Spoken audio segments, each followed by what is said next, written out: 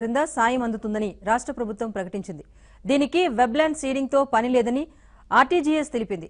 డబ్బు జమకు ప్రత్యామ్నాయాలు ఏర్పాటు చేస్తున్నట్లు వివరించింది.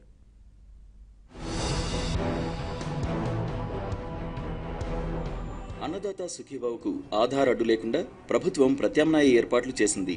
ఆధార్ సీడింగ్ తో సంబంధమే లేకుండా రైతు కుటుంబాలన్నిటికీ ఈ పథకం కింద సాయం అందేలా చేస్తోంది.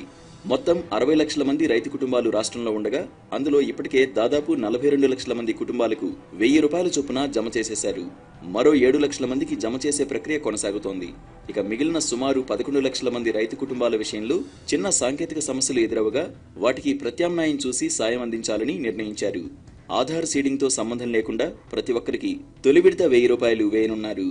వేగంగా డబ్బు జమ అయ్యేందుకు ఆధార్ సీడింగ్ ఉన్న ఖాతాలను తొలి విడతలో తీసుకున్నామని, దీంతో వెనువెంటనే 42 లక్షల మంది ఖాతాలకు డబ్బు జమ చేశామని real time governance CEO Ahmed Babu తెలిపారు.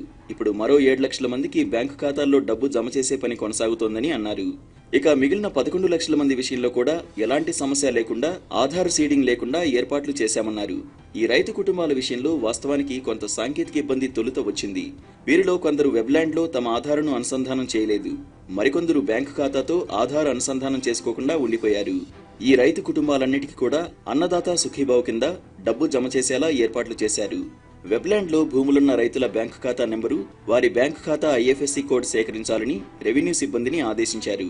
ఎంపీఈఓలు కూడా ఈ పనిలో భాగస్వాములు కావాలన్నారు. అన్నదాత సుఖీభావ్ పథకంపై ముఖ్యమంత్రి ప్రత్యేక దృష్టి పెట్టారు. ఈ పథకం అమలు జరుగుతున్న తీరును ఆయన నిరంతరం స్వయంగా పర్యవేక్షిస్తున్నారు.